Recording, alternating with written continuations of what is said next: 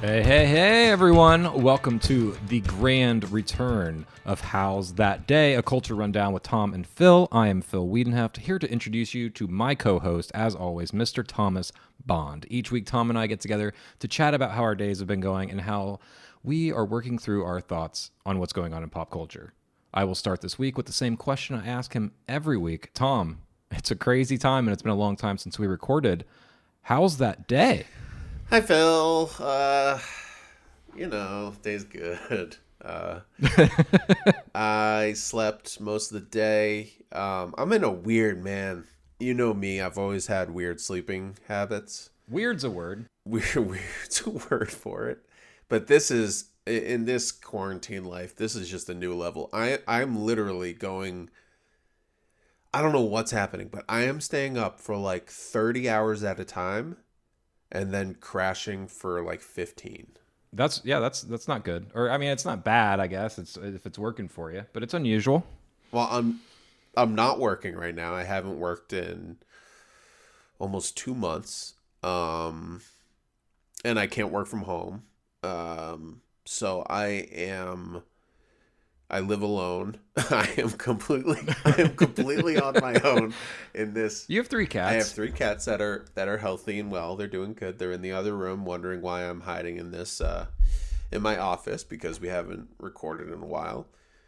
But yeah, man. So today's been fine. I slept a lot and listened to some music, did a little reading, and now we're podding. Oh, that's nice. How about you, Phil? How's your day? I would have to imagine, well, I guess the major change, I would be there if I could, because the major change since the last time we recorded is that there was obviously a major difference in space and time, a 3-hour difference in country difference, in that I was in Ohio and you were in Los Angeles. Now we are both in Los Angeles. We are neighbors. But of course, now that I am here, the city has gone, and the entire country has gone on lockdown, and I'm not even allowed to come visit you. You are not. We have not seen each other. Oh, Mike's dipping. Sorry. Hopefully that didn't mess up It's okay. my audio too much. Let me just tighten that up. Yeah, we have not seen each other since... March 7th. What did we do on March 7th? We watched The Ballad of Buster Scruggs. That's right. That's how I know right. is because I pulled up Letterboxd. Yes, we watched that because for some reason, even though the Coen brothers are maybe my all-time favorite filmmakers, that was my first time watching The Ballad of Buster Scruggs, which was a great movie. Yeah, you just you avoided it because you're bad with the streaming. I am. Phil had a theory that he broached to me and a mutual friend we were hanging out with at the time, our buddy Jimmy, which was not a theory. It was just completely accurate. If a new movie premieres directly on streaming, I would rather go see that in theaters, especially if it's a director or a movie I'm excited about, like new Coen Brothers. So when Buster Scruggs came out, I tried to see it in theaters. My schedule happened to be super busy at the time. It was only in theaters for a week or two at one theater, like far away from me in LA, actually close to where you are now, the Landmark. And I didn't get to it. And then it was just available for streaming for infinity, so I never prioritized it. You're absolutely right. Yeah, I live a block away from the Landmark, and it still has a giant Portrait of a Lady on Fire poster outside because there's been no new movies. Another movie I was trying to find it last night. I thought it was maybe free somewhere, but still. It's on Hulu. Is it really? It's on Hulu right now. Go get it, baby. It's available. I was actually going to tease you about it recently. Like, why the fuck haven't you watched that movie? Because I looked, there's a search function on my Roku that supposedly searches through every app that I have downloaded, and it did not pull up that Portrait was available for free on Hulu. Because I had noticed over the past week or so, a bunch of people suddenly had been talking about logging Portrait of a Lady on Fire. And I was wondering why. Yeah. I thought maybe it is free somewhere, and I guess it is, and my Roku app did not tell me that. But that's awesome. I will watch that soon, and we can discuss that in a future episode. I just pulled it up. It is 2 hours and 1 minute. It is right there. You can use my my Hulu account. You're welcome to use it. Well, I do anyway, so thank you. Yeah. Well, don't worry. I'll use your HBO account to watch Bad Education this For weekend. sure. Do you notice when I use your Hulu app? Not really, because the thing about my Hulu app is that that app has been shared with, I think, 12 or 15 people now. There's so many people using it that there is no normal like thing that I'm looking at on it. And I actually don't use Hulu that regularly, to be honest, compared to some of the other ones. I don't either. That's why when we initially did, we probably shouldn't talk about this, but whatever. No one's listening. We did that HBO Hulu trade way back in the day, and I never bought Hulu myself because I so rarely use it. But yeah, I do know your family shares it, which is allowed as far as I can tell. So there are several different accounts on there. So I always go to your account, so I'm not messing up like your little sister's whatever she's watching. But I have been watching Killing Eve on your Hulu. I don't know if you noticed that. Not at all. Nope. Interesting. Well, Killing Eve is great. It's a great show. I honestly, this is just, of course, going to sound like me. I'm basically either watching whatever like app has the newest release on it that I'm trying to find, or I'm watching the Criterion channel. That's about it. Criterion is something I need to get more into, especially right now, man. I've been slacking. I literally have like multiple screens of it pulled up right in front of me. It's been my baby. Well, this is another thing we can talk about. Maybe I can use this as a therapy session to figure out why. Because it's been the case. I have been slacking so hard in general on movies and TV. Here's the thing I'm looking at right now, because I pulled up Letterboxd to see when we hung out. I was like, we watched Buster Scruggs. That'll tell me. And I pulled up your account. You have watched, since we hung out on March 7th, over a month and a half ago, or about a month and a half ago. We're recording on April 23rd right now. So Yes. So you have watched a total of 5 movies since then. Holy shit. You have watched You've Got Mail, Before I Wake, Cam, The Way Back, and Elephant, 2 of which you watched last night. Yes, that's true. So, cut to 2 days ago. That is about a 6-week period. I watched, 3 movies? Yeah, and one of them's You've Got Mail. I had never seen You've Got Mail.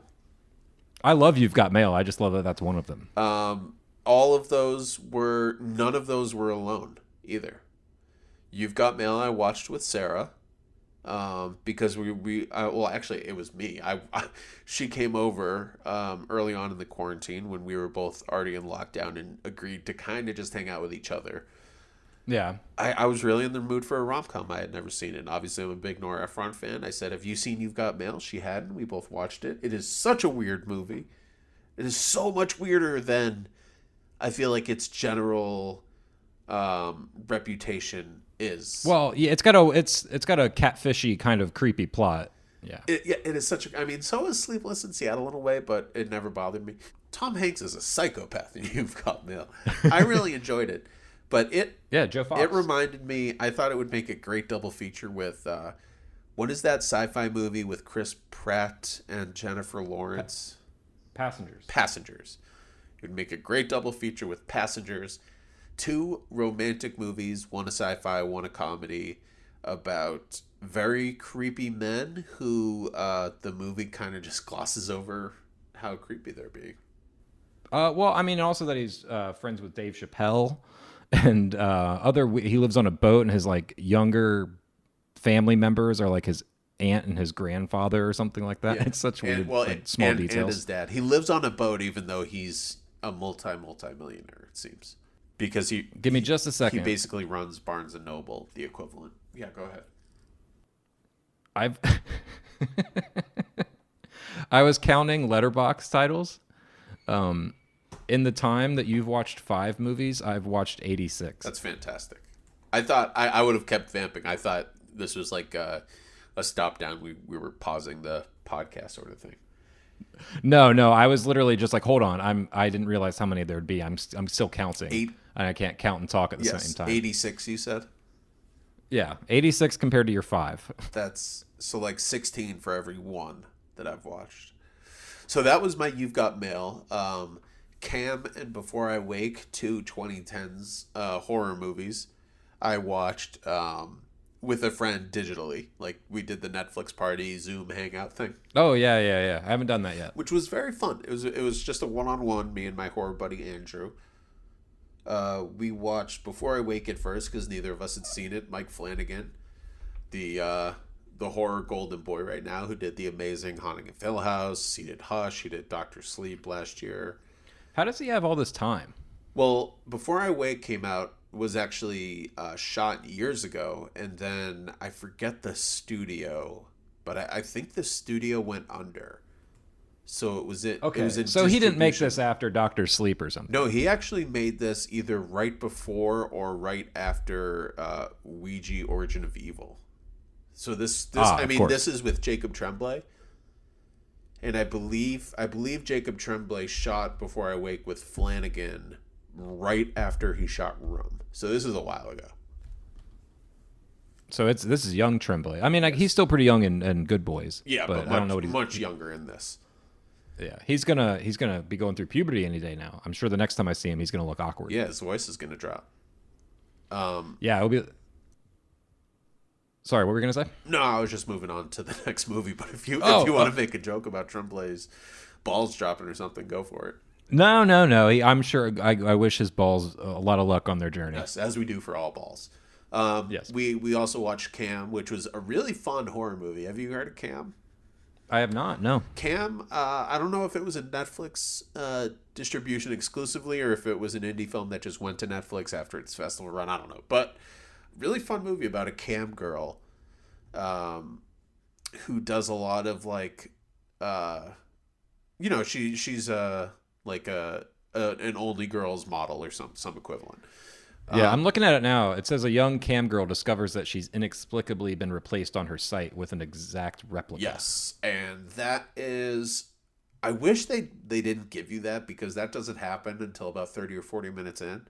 And it's really a nice reveal. I knew it also because it's kind of the hook and what everyone talks about. Yeah. But it works as a really interesting kind of Twilight Zone-y horror film. And she is very determined. Like the whole underlying arc of the movie is she is just outside the top 50 ranking of cam girls.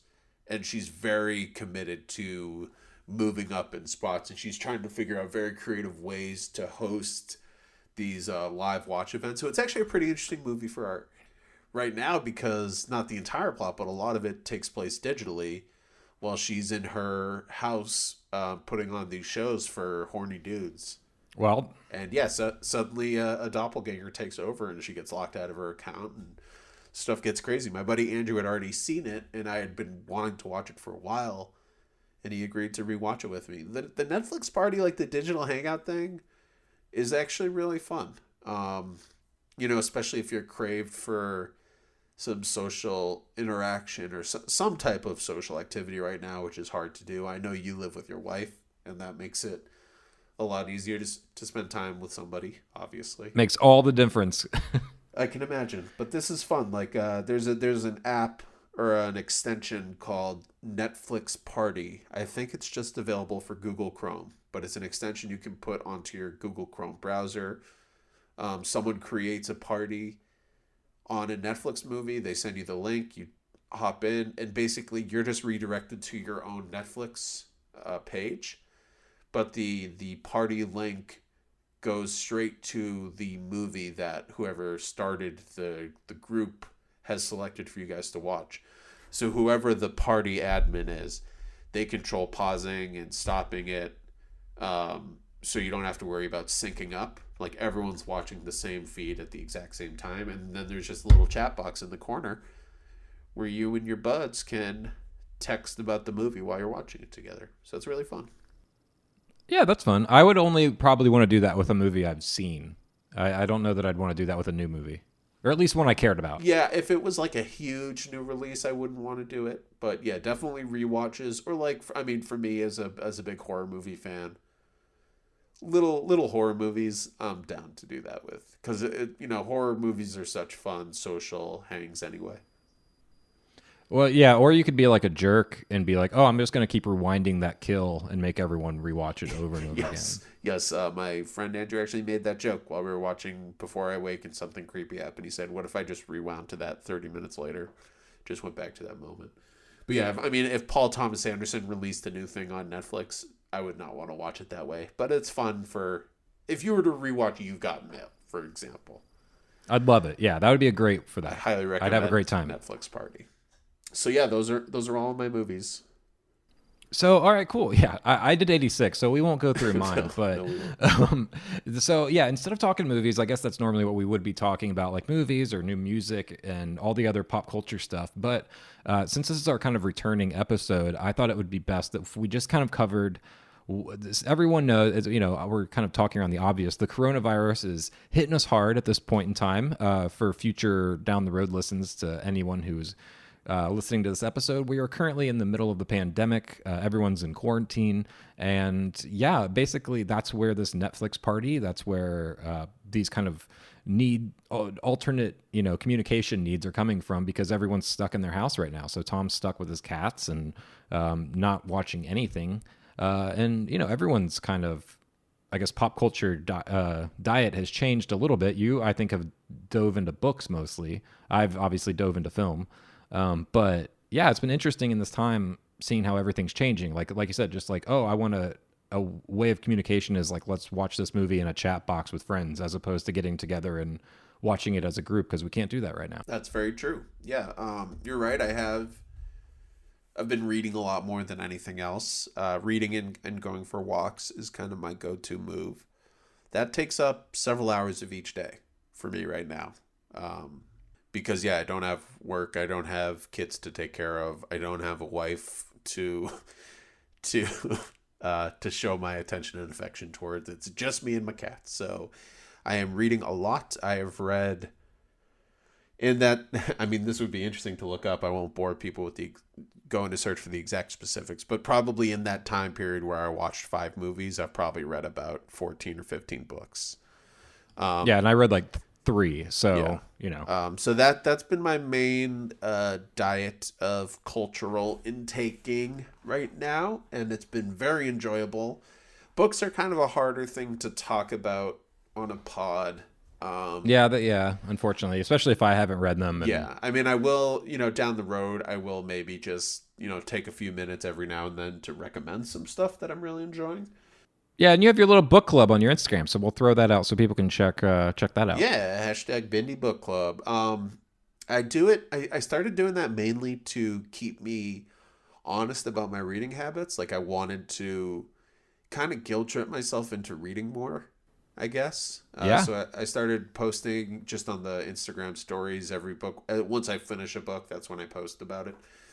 And it's been cool. At first I just used it because you and I are big list makers as well. And I wanted to start logging the books I read every year so I could make, like my 10 favorite books I read at the end of every calendar year or whatever.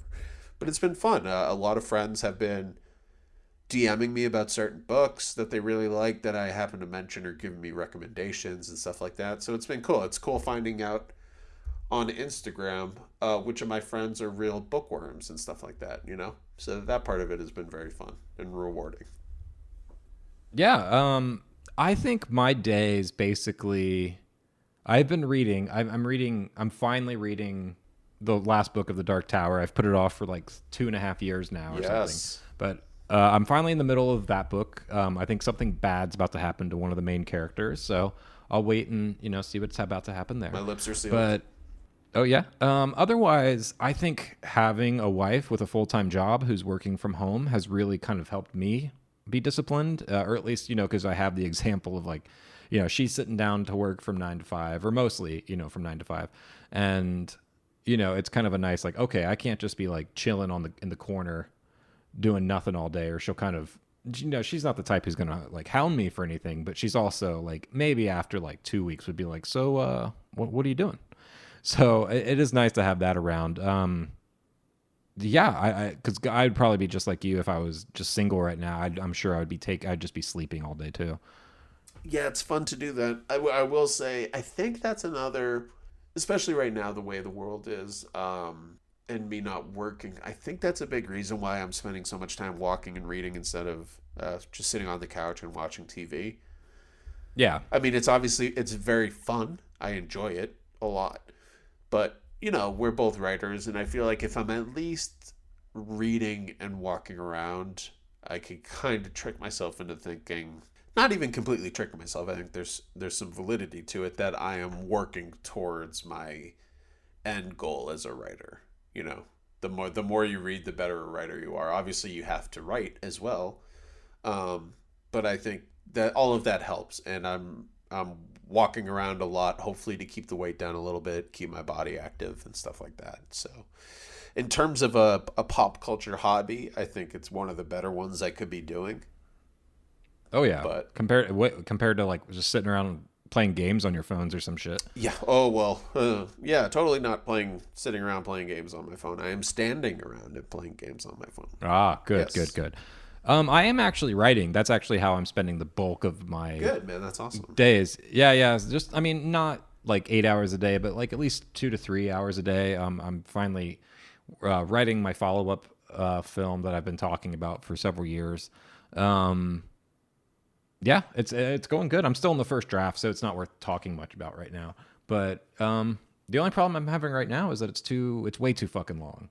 It's the first draft's gonna end up somewhere around 200 pages. That's not a problem. That's a first draft. Don't worry about it. Yeah, yeah, yeah. I know. I'm trying not to freak out too much, but I'm just kind of like in that, like, oh, there's a lot. This is much longer than I was expecting. So I'm trying not to freak out. But In my, I know. sorry, go ahead.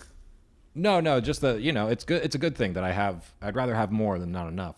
So it's mostly a matter of like rearranging, crunching, and I'll figure that out in future drafts. But otherwise, yeah, it's been a good time for me just with like writing and. I finished my feature film, which we were talking about. I think I was like about to go into production last time we had an episode. Yes. But yeah, so that's basically not finished, but right now it's kind of film festivals are on a hold, so I can't really do anything with it while the rest of this year. We have to wait for the rest of this year. So that's I'm going to send it out to film festivals in a bit, and it's going out to several labs right now. So while I'm waiting on all that stuff, I figured I might as well start working on the next one. I agree completely. I think congratulations, by the way. I saw a rough cut of the movie Straight Jacket, which Phil wrote, directed, starred in, financed a good chunk of, I assume.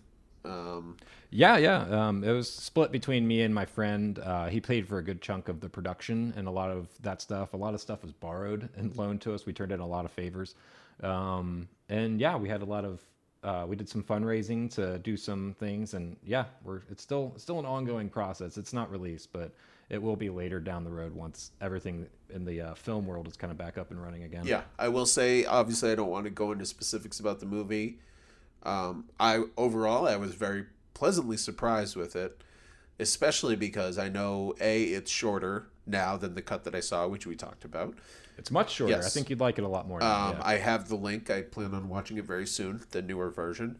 And I will say, when you meaning the general you, or person who ends up watching this movie down the road, when you hear the budget for this movie, it's gonna kind of blow your mind. It's crazy how much you were able to do for such a small budget, and I give you a lot of kudos because I know just from self-financing a short film, a 20-minute movie, how hard and difficult it is to make a limited budget look really good, and I think you pulled it off. So congratulations to my co-host Phil, Thank you so much. a film director. No one can take that away from you now, man. You are officially a film writer and director. Yeah, I had a conversation with Shell earlier about that today because we're new to LA, and obviously we moved here just a couple months before the lockdown, so we were still kind of acclimating ourselves. And I think we're still kind of in that, like, can you believe we're here phase, Yeah. that, like, still walking around like it's kind of weird where we are. And mostly I'm very happy with it. I'm a little surprised with how much I've enjoyed moving out here. Today I told her, I feel like, because we were talking about it, it's like, yeah, you're who would have believed a few years ago that you would be working at UCLA, a giant school, nationally renowned school, doing the work that she wants to do, and with her filmmaker husband, and we both think that sounds pretty cool. And I was like, oh yeah, I think I do kind of like finally feel a little bit more comfortable saying filmmaker. I was really skeptical about saying that about myself for a long time. I still kind of am, but I felt a little bit more comfortable now. So like once the movie's actually out and watchable, then I'll be a little bit further there. But yeah, I'm starting now to get a little bit more comfortable, especially now that I'm spending I'm dedicating my time out here to continuing to work on film. So it's like, okay, well, this is my life now. I'm not a news reporter or anything else who does films on the side. It's like, no, I'm a filmmaker. This is what I'm doing now. For sure. I totally understand. Imposter syndrome is real. I still, to this day, have a hard time calling myself a writer, even though, I wrote a movie that came out.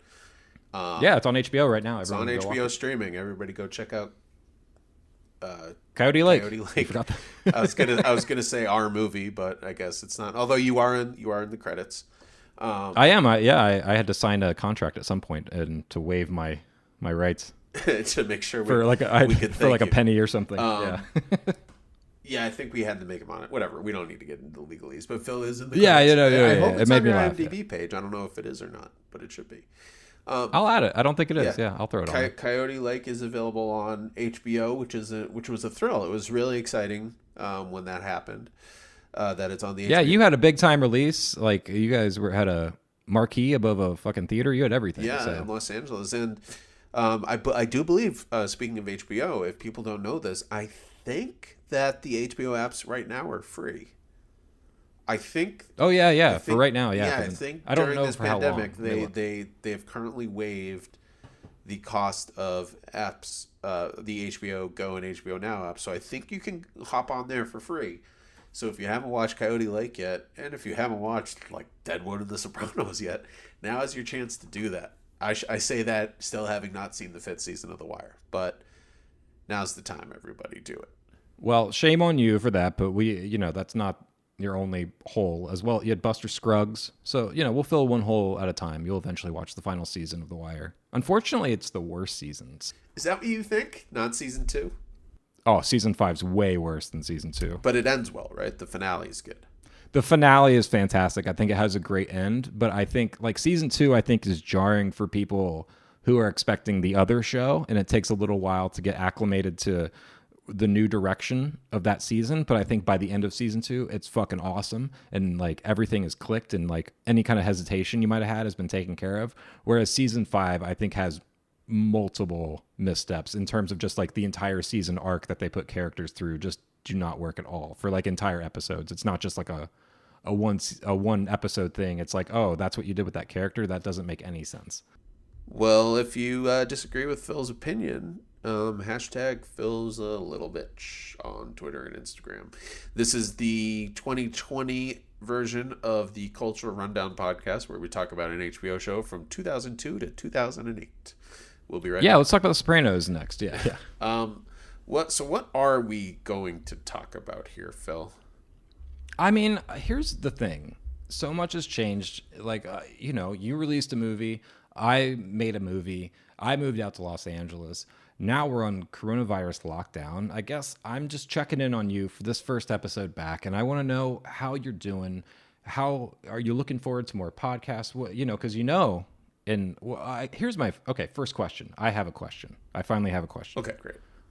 Let's say the quarantine is lifted on May 15th. Would you let me come over to record an episode, or would you be like, no, we're still doing this remote? I'm just curious. That's a great question. I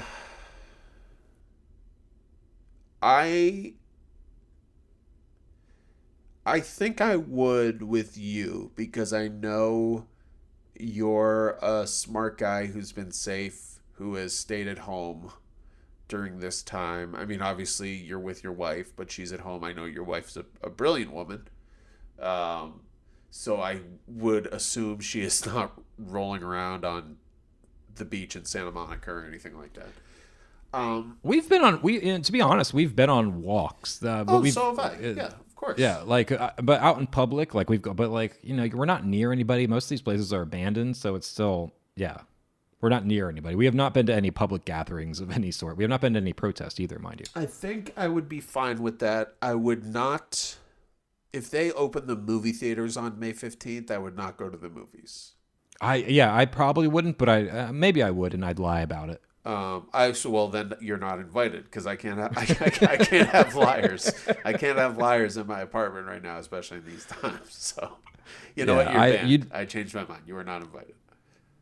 Yeah, you're gonna be like, how did you see that already? And I'd be like, oh, I got a screener. So you lie about everything, so I'd be able to see right through it. Yeah, I only lie to you about dumb shit like that because you're always getting mad at me, and I'm like, I better hide that And from Tom. I need to know. I need to know the truth. I would not. I mean, I've thought about it, and I can't imagine going to something like an NBA game with a full crowd of people for a very long time. I can't imagine it. Like obviously I don't know when it's going to happen. Say the NBA comes back in July, which I'm very skeptical about. Even if they come back in July, they're not coming back with a crowd. Yeah, I thought I saw that the NHL announced that they were coming back in July. Really? I know. I thought I saw that. Let me pull that up. Maybe somebody just shared that. You look that up while I talk about. I do know from what I have heard, the PGA Tour is planning to come back in the middle of June, so about 2 months from now. Pardon, without a crowd, and that makes sense to me. Golf, you can theoretically play an entire 18 holes and never get within 6 feet of a person. Yeah, yeah. So if any sport were to come back, golf makes sense. But even that's 2 months away. That's a long time.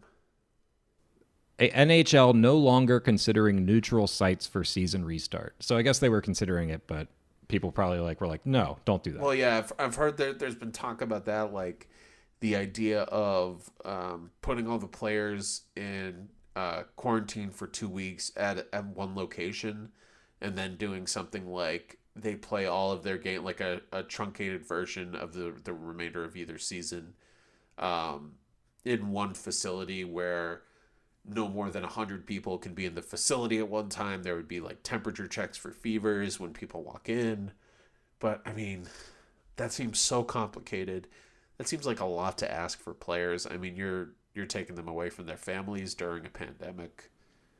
And I'm not sure why. I mean, I know it's entertainment, and I know there are jobs in the entertainment industry and in those sporting complexes, but you're not really getting ticket sales at that point, and maybe you're taking care of some sponsors. I'm not sure who that's for. Like, that's a lot of work to get players just to play a game. I mean, I would assume viewership would be through the roof.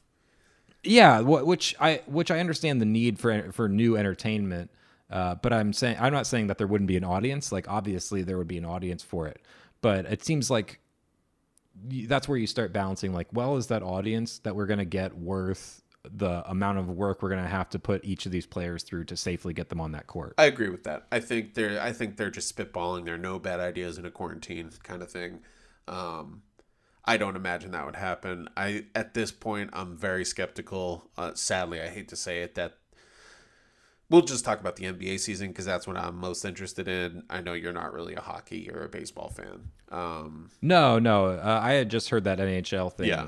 So just somewhere. from an NBA perspective, which is pretty analogous with the NHL, their seasons start around the same time and end around the same time, early mid-October to late mid-June.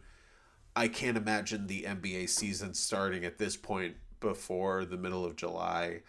They basically had a month of the regular season left and then a 2-month playoffs. That's what would have happened if there had been no stop down. So say they come back in the middle of July, truncate the end of the regular season to 3 weeks. I mean, you still need some type of training camp to get players back in shape and back in the swing of things. Right. And then maybe you shorten the playoffs. Like, there are 4 rounds of the playoffs, 3 rounds in each conference, and then the NBA finals. All of those series are best of 7, first 1 to 4 wins. Maybe they shorten the series. The first round used to be a best of 5. Maybe they go back to that. Maybe they do that for the second round as well. I don't know, man. I've heard the NBA basically come out and say that the latest they're willing to restart this season before they call it a wash would be August. But at what point do you just say this season's a wash and we'll try to come back next year? Especially when you consider what we were talking about before we started recording. Especially when you consider that everyone's saying there's going to be a fall return. It's going to come back in the fall, and we're going to be dealing with the coronavirus or some. We don't know the extent of it, but we're in some way going to be dealing with it probably in the fall once again. So it's like, do we even bother with restarting this? If we know, not only is it most likely to come back at the end of the year, but as the season gets warmer here for most of America. I mean, we're in LA. We just had a 90-degree day today. It was gorgeous today. In like places like the East Coast and in Illinois and Michigan, the summer months are pretty soon at hand, which hopefully is good in terms of the effect of the coronavirus. But, Africa's going to get walloped with the coronavirus soon. At some point this year, it's going to spread to Africa, and a lot of their medical supplies and what they're able to do without international help, it's going to be chaos. It's going to be horrific what's going to happen to that continent, not to mention other places south of the equator where when we hit the summer months, they're going to be in winter. Who knows what that means for Australia or other places where the summer months here get colder there. I think, and then not to mention there are places like in Georgia right now where starting, I think tomorrow, the nail salons are going to be open again. The barbershops are going to be open again. Missouri, I think, is reopening some stuff. Ohio, your home state, which is still dealing with a lot of issues, are about to reopen a lot of businesses that are considered inessential. So that's not even, I mean, thinking about the fall for basketball makes sense, but in terms of the coronavirus and its impact, that almost seems like, why are we even worrying about the fall right now? We still have so much to deal with here that is not being handled well. No, it's not. And that's, I guess, the other thing that in pop culture that we would often talk about on the show. So we've talked about the movies being canceled. We've talked about how we're filling our time, and now all these events are being canceled. And we still have an election that we need to kind of get to in November, not to mention the other televised, like, a debate between Trump and Biden, like the television of that. Are they going to do probably what they did with the Bernie Sanders one, where it's just an empty auditorium? Like, who knows? It should be, there should be an apparatus right now that's being like, look, we know this is coming back. Let's start immediately setting up for paper ballots and mail-in ballots at a much larger scale than we've ever seen. We just have to do it. It's the only safe way. Let's implement it now, get it started. And, but that's not going to happen. No. And no, not at all. And so who the fuck knows with the way the shit show and how it's being run right now? No one, it's a mixture of, we have awful people in charge. Obviously, you and I politically lean a certain way, and we feel that way. But also just we're in a situation where we don't know what we don't know, even the professionals, because we're, like finding out like the fucking paper towel and toilet paper problems, the stocking problems, other weird things like we would always have trade with China or some other country in terms of ventilators. But suddenly it's like you realize during a worldwide health epidemic that no foreign country is going to be in a big rush to trade their stuff all of a sudden. They're going to be like, well, hold on, we need this stuff now. Yeah. So like small things that it's like, well, we need to consider this, and it's a big problem. So I think, yeah, we got a long journey ahead of us, but we got to stay optimistic. It's hard to be optimistic, but I agree. I think most of us are going to come out of this, and the question then becomes, what does the world look like? What does America look like at that point? And that's when I get really pessimistic. I think health-wise, knock on wood, but I think most of us will end up okay. But I think there are going to be some long-term ramifications of this. And some of them are, if you want to look for silver linings, some of them you can already find, like the idea that in certain places in India, they can see the Himalayan mountains for the first time in decades. Stuff like that, like the idea of pollution cleaning up with everybody staying at home and not. Yeah, the Venice canals are like having new fish show up that haven't been there in generations or something. Yeah, so if you want to look for the good in the world, you can always find it. But yeah, it's dark times, man. I want to get back to a much less important topic, and maybe still kind of a downer, but something that's kind of interesting and more in tune with what we talk about. Sure. So the movie theaters are going to be closed down at least for a couple more months. We've already seen certain movies just completely rescheduled to 2021. I remember one of the very first movies to change their schedule was the new James Bond movie, No Time to Die, which was supposed to come out in early April. and they moved. Coming out November now. Yeah. Yeah, they moved it back in February all the way to November. Who knows if that's going to stay? Who knows? Like November at this point, I was so bummed out when it moved to November before the shit really hit the fan with the coronavirus in our neck of the woods. At this point, I would take November in a heartbeat. That sounds great.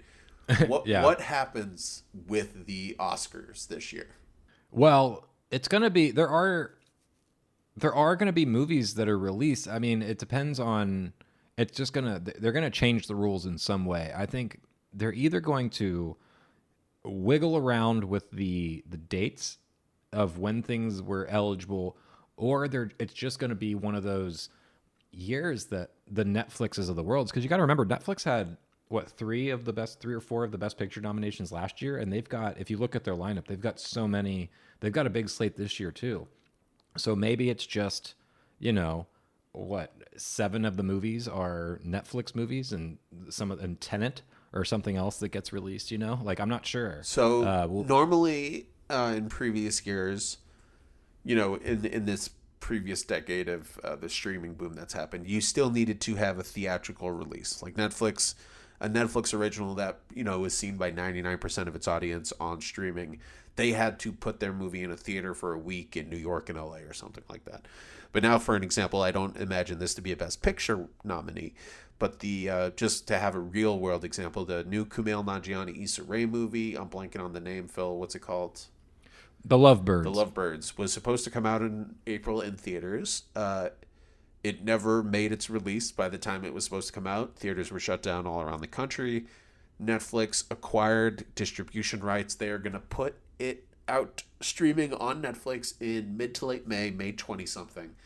It's going to premiere on Netflix, I believe, around the world, at least in America. So that movie's probably never going to see a theater, right? Right. Would that movie, do you think, be eligible for the Oscars this coming year because of what's going on with the coronavirus, or do you think they say, sorry, you didn't have a theatrical release, we cannot count you? They're going to debate it, and there's going to be different people on different ends of the debate, because I know for a fact that like Spielberg of him in particular and other filmmakers of his ilk have said, no, Netflix movies are or if we let them in, we might as well let HBO movies in or made for TV movies in. And those aren't movies, basically, is what he's saying, or they shouldn't be eligible, which is kind of a whole other separate conversation. But you're going to have probably more pressure this year, I'd imagine, to be like, look, we're going to have to rely on the streaming a little bit more. Otherwise, we're not going to have a ceremony. And maybe that's the debate where they're like, look, we didn't have enough movies come out. Nothing, unless we want to give Birds of Prey Best Actress, like, what do you want to do? Fine with me. Yeah. No, I really liked Margot Robbie. I think she's very good. But, I don't think everybody else is going to feel that way. And most of the movies I was looking at I have a top 30. I have seen exactly 30 movies from 2020 so far. And I would say the top 3 or 4, I think, are really strong. Everything else after that, I think, is either pretty good or really good to okay to bad. So I don't even think it's been an amazing year so far. So I don't think there's a ton to pick from. What's your top 3 or 4 right now? My number 1 is First Cow, which no one can see because it was only released for a week before it was yanked from theaters because of the coronavirus stuff. So and it is not streaming anywhere. They have not put it out. No, because I think they're like, okay, well, we believe in this film. A24 is distributing it, and I think they are going to try and give it like an Oscar push or give it a better chance later down the road. So they did release it, but we're like, oh, this is a bad time, and they yanked it. I have not seen it. I really want to. For those who don't know, it's the new Kelly Reichardt film, who did Old Joy. She did Wendy and Lucy. What was that Jesse Eisenberg Echo Terrors film? I almost said The East, but that is the Britt Marling one. No, the other one that she did is Night Moves. Night Moves is another great movie. She's a great filmmaker. I'm really excited for First Cow. Phil, what is your number 2 of 2020 so far? The hilarious, I'm just kidding, the very sad and somber abortion drama, Never, Rarely, Sometimes, Always. Which people can watch, I believe, on Netflix? No, I had to go, God, which one was this one? I get them mixed up because I was doing that ordering thing. No, I think this one, I did VOD this one. I forget which VOD I did. It was one of the websites that you could donate to an independent theatrical distributor. You know, I think you sent me that list of several of them. It premiered on that, and I think it's right now. Let me pull it up. Yes, right now it is available to rent on Amazon, iTunes. It's everywhere now. So anyone can watch it. It's very, very good. It's very sad and harrowing. It's kind of, it's basically about a girl who gets pregnant and wants to get an abortion, and she lives in the country, the backwoods country of Philadelphia, and she has to go to New York to get one because she's 17, and without her parents, she cannot get one. So the movie is just basically about a woman who wants to do something that's legal, and just how hard it is for her with someone of low means to acquire something that should be relatively available, and since it is legal and medically safe, it should be available. But it basically tracks her and her cousin as they try to go to New York and procure an abortion for her. It's very harrowing at times, but very moving as well. And it's a tough sit, but it's good. It's very good. Sounds great. Phil, what is your number 3 of 2020? Baccarat, which is it's hard to describe. It's kind of it's another one of those ones I watched through VOD. Let me see if it's got a bigger release by now. No, it is not. If you want to watch that one, it was available on that Kino site that you sent me. Yes. I'd have to go look, but I ordered it through that and donated some money to I believe the Arrow that time. I switched it up each time I ordered one of these. But so I ordered that one. This one is I'll just read the summary because it's hard to summarize. It's a small town in Brazil that mourns the loss of its matriarch. Days later, its inhabitants notice that their community has vanished from most of the maps. I don't even know if that's the best summary of the movie. But basically, it's this town that weird things start happening, and they're not entirely sure. It seems like there's some kind of outside force coming to attack this small Brazilian town, and they're not sure why, and they may be forced to fight back. It's kind of a genre movie mixed with social, political stuff that's going on, and it's very much the kind of, I don't want to spoil it too much, but it's kind of a most dangerous game kind of thing. Ooh. That's all I'll say about it. Yeah. For those who don't know, the most dangerous game is people. Yeah. I have seen 11 movies total from 2020, and my number 4 is the aforementioned Birds of Prey. So that tells you how I've been. My number 4 is Swallow, which I think you'd really like. Yeah, I plan on watching that. A horror movie for those who don't know. Yeah, it's about a girl who's pregnant who gets it's a real life condition. She gets addicted to swallowing inanimate objects that are increasingly dangerous, and it's about like her illness and body horror, kind of dealing with this. Yeah, what's that TV show about people who are addicted to eating toilet paper and stuff like that? Yeah, I know what you're talking about. It's basically that though. Like, yeah, she's like eating dirt and other things throughout the movie. Yeah, that sounds like something I would love. To be honest, that's not even a joke. No, yeah, it's a very good movie. We can talk about it after you see it. I had a couple of things about it, but otherwise, it's gorgeous. It looks gorgeous. An amazing lead performance. There's some truly uncomfortable moments that are actually, it's about a girl swallowing things, so there's not always like a lot of blood or gore, but you'll just see her. It's a blood-free, it'll just make you squirm so bad. It's great. Does she swallow what I think she swallows? Attack? Water. You got to stay safe from the coronavirus. Oh yeah. So going back. No, she spit that out actually. Good. Going back to the previous discussion. I think Spielberg's opinion about Netflix should basically be considered the same as an HBO or made for TV movie is a little outdated at this point. I think this year in particular, that would be really hard to justify that argument. So I personally think they'll allow streaming titles to be considered. I think the question becomes, what happens next year? Do they keep that rule in place or not? I think that will be the really interesting thing to see. Does this almost by necessity create a seismic shift in the Oscar award season and how we view, the best of entertainment, so to speak? Because obviously, the Oscars are fun. You and I still like it, which as adults, we're probably in the minority. But, no one really looks to the Oscars to say, oh, that must be the best movie of the year. That doesn't really happen. But except for Parasite. Parasite was a great, great choice. And thank God, I was just saying, maybe to you the other day via text, thank God the Oscars happened before the coronavirus really hit in America. I mean, I know it's not important, but I'm looking for any positive, and the fact that the Oscars weren't canceled before Parasite could win Best Picture is just so great. So obviously, people don't rely on the Oscars to decide what their favorite movies of the year are. If they like a Netflix original the most, they're going to say that. But maybe the coronavirus almost creates by necessity a really large shift in the way the industry itself views titles like that. I don't know.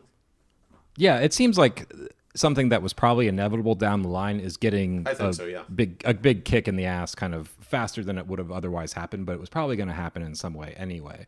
Let me give you the list of titles, some of them, there's actually a shit ton of them, coming out from Netflix by the end of the year. And keep in mind also, I read already that every single Netflix movie that's coming out in 2020 completed production before coronavirus. Wow. So all of these are definitely completed shooting, and they're definitely coming out at the end of the year. Let's see here. We have The Prom, a musical directed by Ryan Murphy, starring Meryl Streep, James Corden, Nicole Kidman, and Keegan-Michael Key. We have The Devil All the Time, Antonio Campos. Did you ever see? Oh yeah, you saw Martha, Marcy, May, Marlene. It's his follow-up. Yep. It's a thriller with Tom Holland and Jake Gyllenhaal. That's apparently very good. Fantastic. We have an epic war drama, Da Five Bloods, from Mr. Spike Lee. Like DA? Yeah. Okay. DA, Da Five Bloods. You follow him on Instagram, right? But yes, begrudgingly. Yes. He cracks me up. He still speaks. He types in that That like a kind of Ebonics way, I guess. that jive Ebonics. Yeah, or like whatever you wanna call it, technically, I think the term for it. I'm not trying to be racist. I think that is technically what you would call it, and Yeah. I really enjoy it. I just love that he has stuck to that his entire life. Like he owns that, and he's made it his own. So good for him. And he calls an epic war movie Da Five Bloods. It's great. Continue. Yeah. All right, we have Eurovision. That's a comedy with Will Ferrell, starring Rachel McAdams, Pierce Brosnan, and Demi Lovato from David Dobkin of Adam Sandler fame. Hillbilly Elegy by Ron Howard. And we have I'm Thinking of Ending Things, the new Charlie Kaufman film. We have... Can't wait for that, by the way. A new Charlie Kaufman, finally. We have Mank, the new David Fincher film, his first since Gone Girl. Wow. What is Mank? Can you give me a plot synopsis of Mank, or who's in it, or anything? Mank is a screenplay. You don't know about Mank? I'm very excited about Mank. It is a screenplay that was written by David Fincher's father, and it was a passion project of his. And it is about Herman J. Mankiewicz, the man who co-wrote Citizen Kane. And it is a black and white movie, apparently about this like battle with Orson Welles in life or something. It has something to do with the making of Citizen Kane and the screenplay of Citizen Kane. And it follows the life of that screenwriter. Mankiewicz, what else did he do in his career? Because he's a known name, I believe. He also wrote Wizard of Oz. That's what I'm thinking of. I'm actually thinking Wizard of Oz. Yes, thank you. Yeah, he also, let me pull it. Was he a director? Pride of the Yankees. Yeah, he did Pride of the Yankees. He did, I don't know if he directed, but he definitely wrote. According to Wikipedia, he was mostly a writer. But yeah, he was largely Citizen Kane and Wizard of Oz are definitely the biggest two. But yeah, so that you got a new David Fincher movie coming out. Let's see here, Rebecca, the remake of the Alfred Hitchcock movie, directed by Ben Wheatley. It's a new adaptation. And yeah, there's just more. The Old Guard, who's in that? With Gina Prince Bythewood. The Old Guard is an action movie. That's weird that she's directing that. She's the director of Love and Basketball and Beyond the Lights, and I had just watched those. We were just talking about Love and Basketball the other day.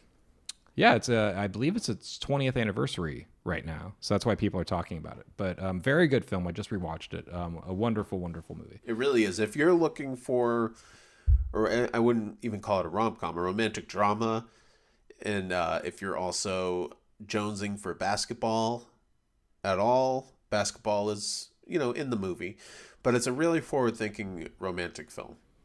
Great female character in that movie. Love and Basketball is great. But yeah, so I'm looking and I'm seeing like The Power of the Dog, which is an upcoming drama written and directed by Jane Campion. I mean, like, this is all like just coming. Yeah. And these are David Fincher, Spike Lee, Ron Howard. These are big name people that are kind of hard to ignore when you're talking about Oscar movies. Like these are big people who have won Oscars doing big budget dramas. Yeah, So Jane I Campion feel like and Charlie Kaufman too. Those are some huge names. yeah, and so I feel like, and even like a Ben Wheatley seems poised to kind of make, a kind of splash if he can. And these are big name directors, and I think it's going to be hard to ignore or just say like these aren't worthy films for whatever reason because I mean, worst case scenario, Netflix will probably they own that theater. They'll probably just be like, all right, well, fine, we'll play it in our own theater for a week, even if the theater's closed. I think that's part of the big reason they decided to acquire that theater, the Egyptian theater in Los Angeles. That is the only reason. That is the only reason they acquired it. But yeah, I mean, it's a crazy time. So they have not decided that yet. So we're gonna see. So we wanted to just kind of have a general say hi to everybody, let them know that we're back on our bullshit. And we do have, this has obviously been a very general conversation. We do have a lot of topics planned for future episodes. There are a lot of new movies still coming out, like Phil has discussed. He just gave us a preview of some coming attractions. There have been some things Phil and I have both already seen. We plan on talking about the Ben Affleck basketball movie, The Way Back, pretty soon. For those who... Which is available right now. Yes. Where did you watch that? I rented it on Amazon Prime. I think it was $4.99. Cool. Yeah, that's generally what I've been doing. And so also next week, I think we're going to talk a lot about the Michael Jordan doc that's been airing on ESPN. We're going to talk about The Way Back. We're going to have a nice basketball episode. Yeah, for those who don't know, the Bulls documentary is called The Last Dance. It's about the final championship season of the Chicago Bulls in 97-98. It's all about Jordan, Scottie Pippen, Phil Jackson. Dennis Rodman is there. The first two episodes premiered on ESPN earlier this week on Monday, the 7th of April, I think. Sunday. Sunday. Episodes 3 and 4, I believe, will be out. So we'll be recording an episode that basically tackles the first half of that documentary series, including other things if people just kind of want to, catch up with some things before we do talk about them. I'm sure we're going to be talking pretty soon about the new Pixar movie Onward, which in a really interesting move, because Pixar movies are basically guaranteed to make $250 million in the U.S. box office. Because of the coronavirus, they made kind of an unprecedented step of putting it available for free on the Disney app, which is fascinating to me. I think it was available. It was available to rent for $20 for a week or two. I'm sure many people bought it, and then they decided to just put it straight up on the Disney app. So if you're a Disney app user, you can watch a brand new Pixar movie if you haven't yet, and if you haven't use the Disney app and want a free trial and are a big Pixar junkie, hey, now's the chance to put in that free trial. You got a new movie coming out, or they're already out waiting for you. Yeah.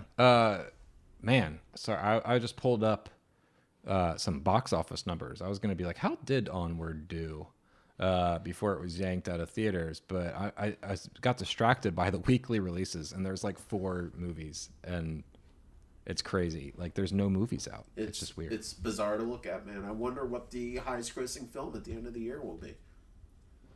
I'm not sure. Let me pull it up, yeah. Because there's, what was the big, there were 1 or 2 big summer titles that were already pushed to 2021, correct? Yeah, like, there was,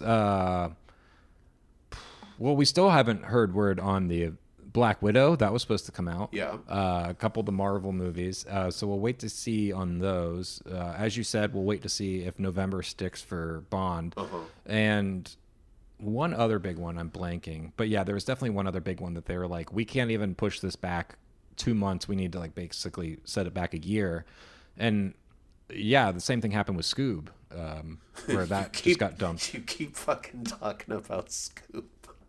I wanted to see, I would see the previews for Scoob, and I would be to be honest, I'd be really high at the theater. I would have just arrived. The trailers were going, so I was like a fresh stone, and I would sit down and I loved Scooby-Doo, and I would just giggle, and I would be like, this movie's going to suck. I hate the way it looks. I think it looks ugly. I hate that kind of animation. But I can't wait to see it. Well, hopefully it's the number one highest grossing film of the year. You're damn right. It better In be. terms of new titles, maybe Tenet. I doubt it would make the most money at the box office, but it's probably good for a couple $100 million. It has that kind of Inception-y vibe to it.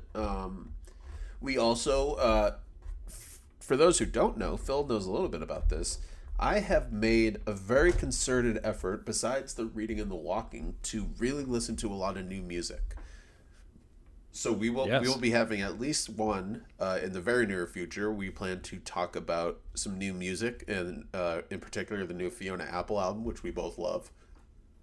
Yes. Phil, There's been several big albums this year already that I think are worth talking about. I agree, and Phil, I will probably shock you when we get to that episode with all of the new albums that I have not only listened to but ranked. I have a list going. This is going to be nice. the first year that I have like a full top 10, maybe even top 20 new albums of the year. I'm going to be like my own personal fucking pitchfork or stereo gun, man. I'm very excited about it. Look at you. I know. Yeah, I've maybe got a top 5 ready. Right I'm now. a new off the man, top of my dude. head. I'm so. a new man. But Fiona Apple is definitely high up on that list. We also, like I said, I'll probably give some book recommendations down the line. I've been getting huge into REM lately, so I just want to shout them out. If you don't know REM, really do some deep dives into their early albums. They're great. And Phil, there's one thing I want to talk about before we're probably pretty close to wrapping up, because we don't want to make a 2-hour episode about nothing. But I do have one thing I want to discuss with you. Bring it. So probably another episode. We haven't actually discussed this, but I think something we should do in the near future. Our minds have been so consumed with what's going on in the world with the coronavirus and stuff. Phil and we haven't recorded an episode this calendar year. This is the first year of a new decade, which means we have a whole previous decade of best movies of the decade, best songs of the decade, whatever we want to talk about. I imagine we will be discussing at some point our favorite movies of 2019 and of the 2010s, right? That's sure. I can. Yeah. That's something we do. I think that would be fun to do. I've got those lists already made, so I could do it any day. I know you can, baby. Before we do that, whoa, I just lost. There we go. Before we do that, so TV, I've been trying to make a concerted effort to get more into, which sounds so weird, because watching TV shows is the easiest thing in the world to do. But I've been really slacking, and there really is a ton of great television out there. So I'm making a concerted effort to watch some new shows or pick up on shows that I abandoned.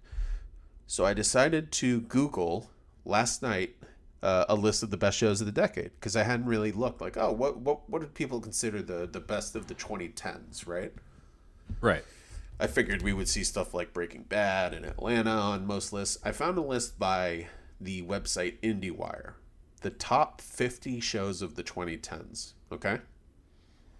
I wrote them out. I even logged each distributor, each channel where the shows came from, to see which network did the best according to this one site. And I also wrote out a list of what I thought were maybe snubs, either from shows I loved or shows I haven't seen but I know are critically acclaimed. So I decided to choose this list because it was a top 50, so it's pretty all-encompassing, and I thought it had some very interesting choices, both good and bad. Okay? Sure. Bring it. So, for example, I probably won't run down the entire 50 unless you really want me to. But no, I'm good. I'll pull it up. Yeah, just starting. So it's IndieWire's top 50 shows of the 2010s. It was an article written in mid-December of 2019. Okay. Got it. Number 50, which I thought was an inspired choice, just to show you what got me into the list itself, was The Terror. AMC shows The Terror. In my opinion, one of the best horror shows ever released. I thought, I'm going to really like this list. They included this really underseen show that's only had 2 seasons come out so far. That's awesome. Yeah. I end up finishing the entire list. They don't have the best horror show of the decade on there, The Haunting of Hill House on Netflix. I haven't seen it, and so I can't speak to that. So that unfortunately. was bizarre. Now, if we continue down the list, they have at numbers 38 and 37 two HBO miniseries, Sharp Objects and Olive Kitteridge. Very interesting, right? You continue down the list and get to the end. They don't have the greatest HBO miniseries of all time, Chernobyl. Well, that just came out like 20, within 2019. Yeah, but I mean, did it? They might have made that list before it even finished airing. No, this was December of 2019. Chernobyl was in the spring, right. And they have some very new shows on there. They have at number 20 Tuca and Birdie on Netflix.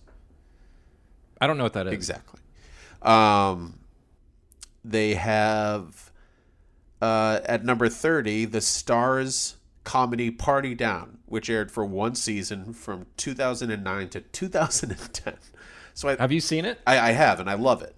I was gonna say I do love it. But I think basically 4 episodes aired this decade. Now they have that, but they don't have, for comedies, Curb Your Enthusiasm, The Office. I think. Sorry, I would have to imagine that's because they did not start in this decade.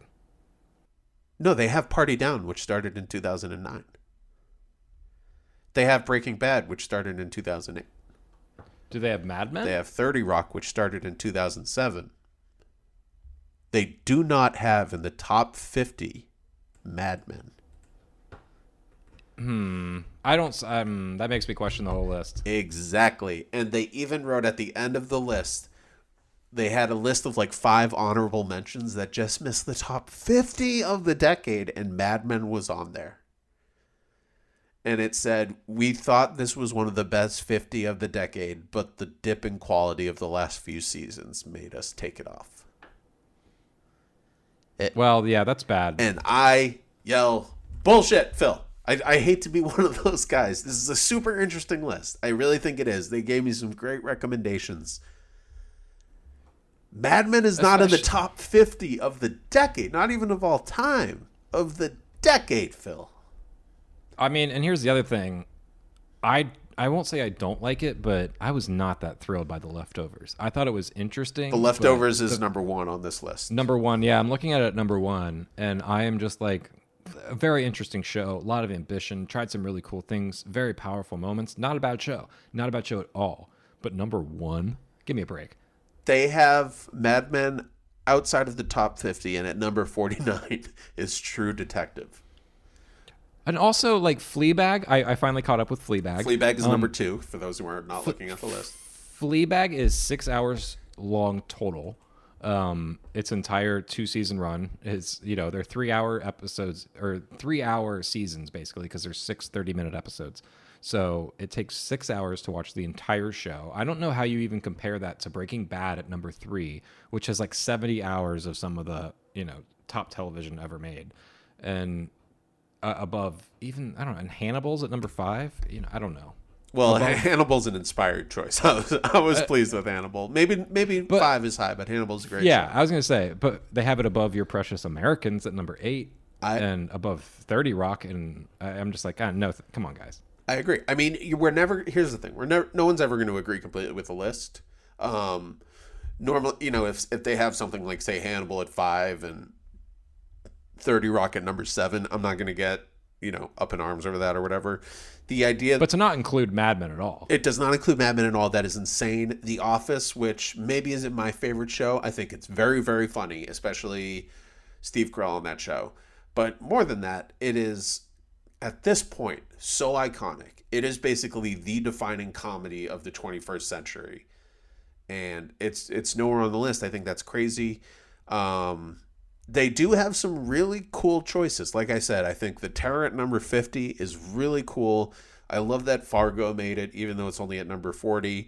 Twin Peaks, the reboot, made it at number 32. A really brilliant comedy, Nathan For You at 29 is on there. So there's some really interesting choices here. And I think, if people are looking for new shows to watch, no one has seen all 50 of these. If you have, you just watch too much TV. Even though these are, for the most part, some really interesting television shows. But if you're looking for new things to watch, there's a lot of Netflix on here. There's a lot of FX shows which are now available on Hulu.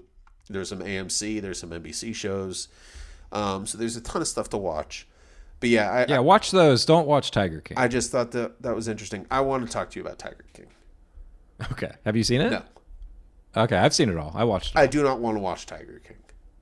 It's not that it's like, it's just not good. It's interesting, it's engaging. They are certainly characters that will make you laugh at different moments, but the actual like quality of the filmmaking and some of the storytelling choices, especially this 8th episode that they just released with like, it's really gross. It's poor filmmaking, and I think people are taking the wrong message from the show, which is that Joe Exotic is an awful human being. Review at number 22 is a really good choice. Here's my problem with Tiger King, and I haven't seen it. I don't want to be that fucking douchebag who shits on a thing that everyone loved. I hate being that guy. I was that guy when I was a kid, and I sucked, and I don't want to go back to that. But from what I know about Tiger King, what I've heard about it, the little bits I've seen, it seems like it's a lot of animals who are being abused and in distress. And no, it is not that. It is featured. There are definitely. I will not say that it's not there, but it is not every episode. That is not the most troubling aspect of like what makes the show troubling. I mean, it's definitely there and hard to watch at times, but it's not like endless sequences of animals cruelty. Not animal cruelty, but isn't it a bunch of like animals that should be out in the wilderness, kind of trapped and in prison, like a Blackfish type of thing, but in a yes, but I would say that the episodes, that's not their main focus. I think if anything, the problem with the show is that it seems like they're sitting down to make a show about the endangered cat problems and the freaks who, control these cottage industries of like underground tiger selling. And it seems like they were trying to kind of do like a very journalistic thing, but then got very distracted by the characters and kind of got very distracted by the colorful side stories and rumors and music videos and kind of the personalities, and just completely lost the thread of what they were doing. So there's so much there's an episode, have you heard, there's Carol Baskin, who's basically the main plot of the show, for those of you who don't know, is essentially there is a guy who is called Tiger King. He owns, it is a portrait of him and 2 other people who are basically all 3 running separate tiger kind of kingdoms. 2 of them have petting zoos, like these giant petting zoos. That's the main Tiger King guy and this other guy in North Carolina. And then there's Carol Baskins, who is this other kind of, she recovers these tigers from these people. So she kind of has cages of her own, but she does it as like a sanctuary. And she's trying to kind of shut Joe Exotic down and his whole operation. So it's about these 3. I like this Carol Baskin character. Well, if you would think that based on the description, but then you meet Carol and you realize Carol is just as crazy, or seems just as crazy as Joe Exotic and these other people. And you're like, oh, all these cat people are fucking nuts. So instead of trying to investigate them, hashtag not all cat people. Continue. Sure. But big cat people. Hashtag big cat people. Well, and big people who are cat people, or big cats? Like people who are big fans of the movie Cats. Ooh, that includes me too. Yeah. But we're doing a cat sing-along, watch-along episode next week too. I haven't told you that, but I should watch the film first. But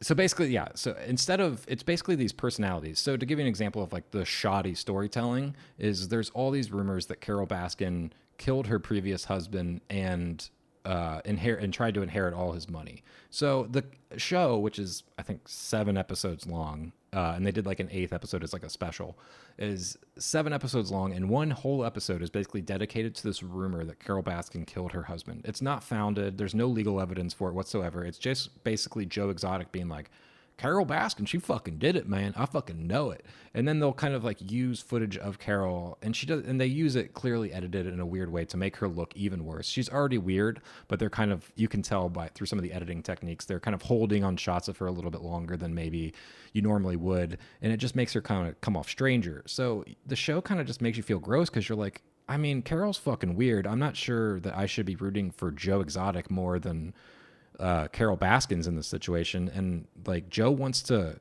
kill Carol, and I feel like there are people that think that's funny and are like, yeah, let's kill Carol Baskin. She killed her husband. We know it. And the filmmakers seem to have no qualms with that kind of being a distraction. It's much more about that stuff than it is about the cats. It doesn't care about the cats at all, which is what I shouldn't say that at all, but it clearly kind of forgets about them early on. Yeah, and that is largely what I've heard about the show, and that's kind of why I'm not interested in it, and why I'm kind of disturbed by how popular it's become, because, I don't want to shit on, it's really, I don't know, passe to shit on all reality shows. I think, there are a lot of reality shows that are interesting, and I think once we got past that first wave of this golden age, quote unquote, golden age of reality television, where a lot of it was shows like what Tiger King seems to be about, where you kind of laugh at crazy people, right? To make yourself feel better, right, or whatever. We kind of moved past that and got into maybe a more refined or interesting era of reality television. This seems like a reversion back to that first wave of reality TV where we're just kind of laughing at crazy people. And the idea that they don't really care about the animals, or that it was maybe about highlighting these issues going on with these animal quote unquote sanctuaries, and they kind of just left that alone because, hey, look at these, almost like a Grey Gardens thing, where like, hey, we have to completely change the story of this because look at these people, we have to focus on them. And I'm not shitting on Grey Gardens at all. I think they handled that in a very interesting manner, where they showed a lot of pathos to those characters, those real life people. But I think, yes, exactly. Why are you forgetting about these animals in distress? And why has the response to the show been to lionize guys like Joe Exotic, who from every bits and pieces I've seen and heard about, sound like a complete idiot and an asshole? It's just weird to me. And I don't know. I don't want to focus on it. I haven't seen it, so I should just shut my mouth and let people enjoy what they want to enjoy. But it's this weird negative thing that kind of irks me when I see it pop up. And I get it, man. We're in a quarantine in the middle of a pandemic. Enjoy what you want to enjoy. I'm going to shut up and stop talking about it. Well, yeah, I would say it seems the reason I started watching it is because I think I was under the impression that it was a true crime series, and more of a making a murderer type show. I also thought that, for the record. That's kind of what I thought I was getting into, and it became very clear, like by episode 3, I was like, the crime element of this is very flimsy at best. There's not much to that at all. This seems much more just about hanging out with these fucking psychos. And I would say if you are interested in true crime, the much, much, much better true crime documentary happening right now is on HBO. It's about the Atlanta child killings. They've aired episode 3 of the 5. The 4th one is going to air in a couple days. And it's all about the child killings in Atlanta in the 70s. There was, I think, like 30 kids that went missing. It was covered in Mindhunter season 2, another great television show that unfortunately is not coming back. And Wait, what? It's done after 2 seasons? Yeah, Netflix did not renew the actors' contracts. They're not going to do a season 3. Oh, that's devastating. I know. I love that show. So instead, we're getting Mank from David Fincher. I guess he was like, all right, I'm going to go finally make my movie then. And so there's apparently not going to be any more seasons of Mindhunters, but season 2 is still fantastic and largely revolves around the Atlanta child killings as well. And that was kind of a nice buffer for me to getting into this. But this is a much more sober and serious and professionally well-made and journalistic true crime doc that I would highly recommend. It's airing right now on HBO. So I haven't seen yet season 2 of Mindhunters. I've been kind of saving it because I didn't want to get super into it and then have a super long wait until season 3. I guess now that that's not happening, I can just go to season 2. This may be a bit of a spoiler for those who haven't seen Mindhunters. but I want you to answer this. I'm fine with you spoiling this for me. For those who have watched at least season 1 of Mindhunters, or Mindhunter, I forget. You'll remember. Okay, you'll remember that they keep kind of showing glimpses of this one guy, and Yeah. you assume it's No. No, they keep doing that, and I think the intention is that over the course of like multiple seasons, you would have finally gotten well. So I know who that Yeah. know who that serial killer is just from being a I do serial too. killer weirdo. So my question was, they do not wrap up that. They don't get to him. They do not wrap that up. I think the best way. Oh, that's such a bummer. I think the best way to view that is, I mean, I don't think it's that big a spoiler. Basically, the episodes start with a kind of look at this guy, very brief picture, scenes of him going about his daily life, and it's implied that he's slowly but surely developing a thirst to kill. Yes. And it seems like the show will eventually get around to this guy, but it doesn't. And I think if you do your research or know your serial killers, you can find out who it is that they're talking about. And I think one of the most fascinating elements of that, which work in the show, is kind of it's a reminder of all the killers that we're not even aware of that are like happening right now.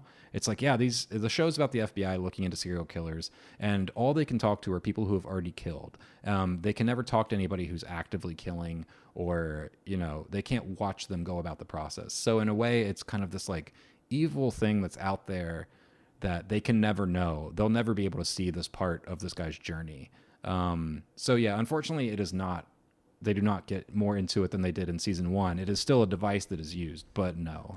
So that was so exciting to me, because I'm going to spoil who it is. So I guess if the show is ended now after 2 seasons, it doesn't really matter. But that was no, yeah, it's yeah, you can spoil. But yeah, spoiler warning for those who don't want to know for whatever reason. That was the BTK killer, and I was so excited for the idea that these criminal profilers were going to have this epic series-long quest to try to capture the BTK killer, who eventually was captured.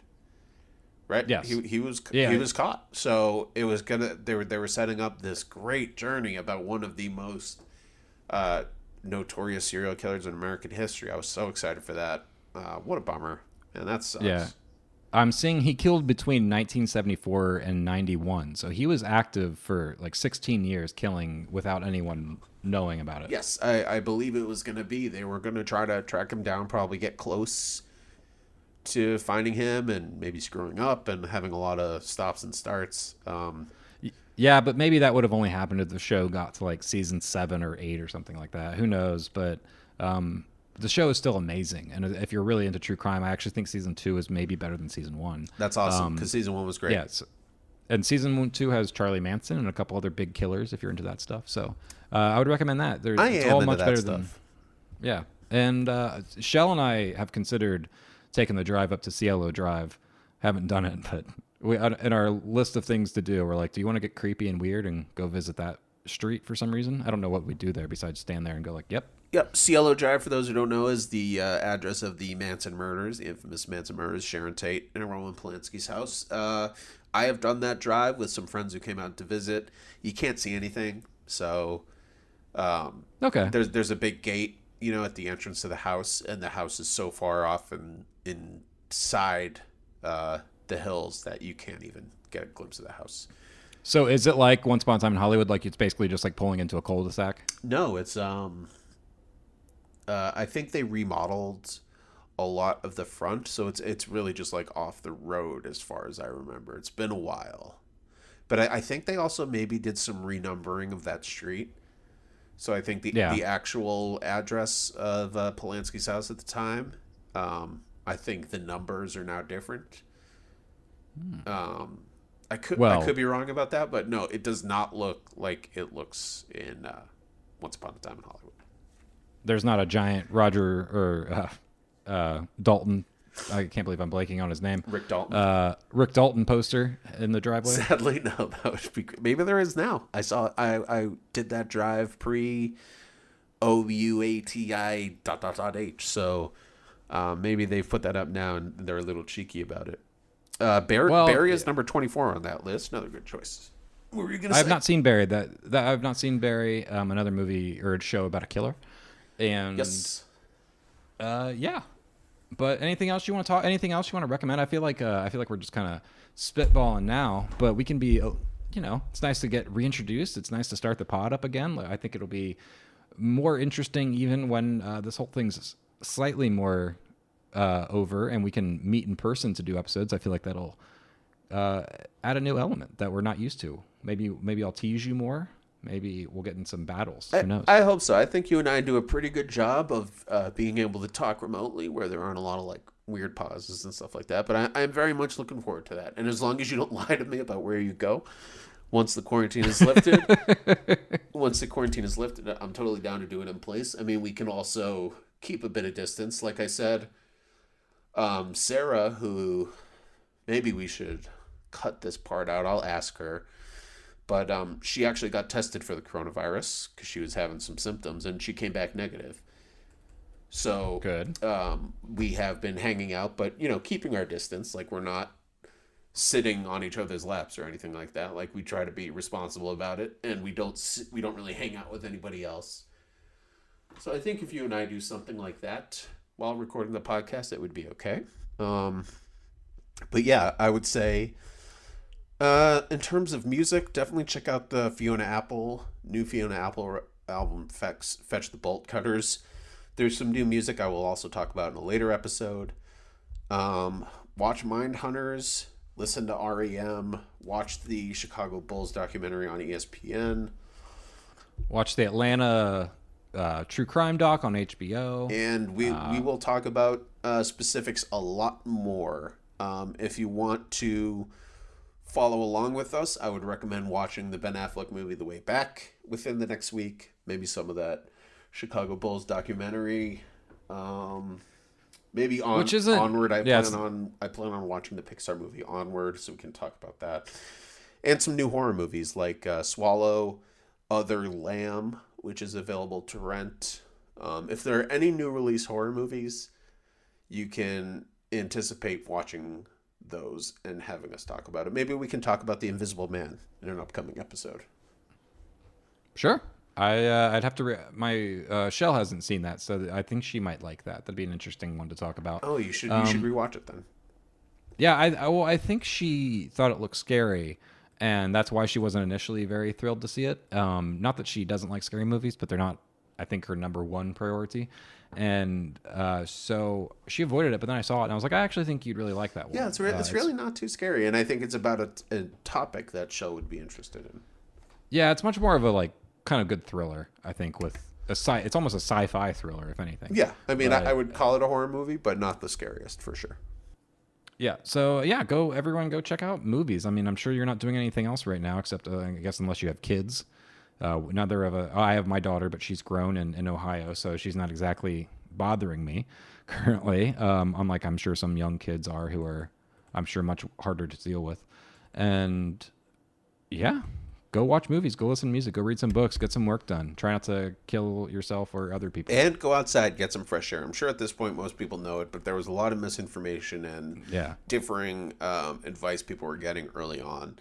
If you don't know by now, or if you're still not sure, you can go outside. You can go for a walk. The wind is not going to attack you and give you the coronavirus. Just keep a safe distance from people and enjoy the fresh air. Do not stay cooped up in your apartment or your house all day, every day. You will go fucking crazy. Take my word for it. Is your hot tub open, or have they shut that down? No, that's all shut down. The gym, the hot tub, the common area, it's all shut down. I was curious. Yeah, I was curious if they like shut your gym down and stuff. Yeah, I mean, especially something like the hot tub where it's small, people are going to be sweating in there. That's not a good idea. No, I was just curious. Not that I would get in there if they were open, but I was just curious. Yeah, no, all that stuff shut down pretty quickly. The all the common areas are closed. Even like there's those little outdoor areas where the grills are and people can barbecue. All that stuff is technically closed, but how can you really enforce that? So like people still walk around there and let their dogs take craps, but all the pool and hot tub area is completely locked off. You can't even get in there. Same with the gym. Same with the hangout common area where they have like some couches and stuff. So the leasing office is still open. You can still go there if you need to, but they encourage you to avoid it if possible. All right. Well, that said, I think that's the show for this week. Yep. So please make sure you subscribe, rate, and review the show. We'll have to get everything up and running again. I'm sure, that won't take too long. No. But every one of those, shares and subscribes and ratings helps us out. So please do that. We're going to be much better about being consistent and coming back now, especially now that we're in the same state and kind of we had some major projects, I think, really throw us off last time we were doing this. So I think now that those are kind of behind us, and I think we have some more time now. So it should be good going from here on. Yeah, and I won't be recording at 10 p.m. when it's 1 a.m. for Phil, so that's great. Yeah, so I won't be as grouchy. So yes, thank you, Zach Pitts, for our theme music. We have a Facebook page that I'll have to go check on. Leave us comments, let us know what you think, and check us out on YouTube as well. I'm gonna have to upload these to YouTube. Yay! And so you can find us on Twitter at BindyTomBindy, all one word. No. Delete that. That is my Instagram. Bindi Tom Bindi, Bindi Tom Bindi. Twitter is Big Fat Bond, all one word. But to be honest, I don't really go on Twitter that much anymore. So if you really want to say hi, come on Instagram. Oh, interesting. I didn't know you weren't on the Twitter anymore. Yeah, not really. It wasn't good for my mental health. It's very bad for everyone's mental health. Yes. I have considered getting rid of it recently. But until then, you can find me there. I don't really tweet much. I tend to be more of a reader of Twitter. I don't tweet very often. Lurker. He's a lurker. I'm a social media lurker. I don't often post my thoughts, but I am surely reading yours and creeping on you at all times. Yay. So, all right, Tom, go read a book. I'll go watch a movie, and we'll get back to our quarantine. Sounds I'll good, see buddy. you next week, buddy. Love you. Love everybody. All right, see ya. Bye.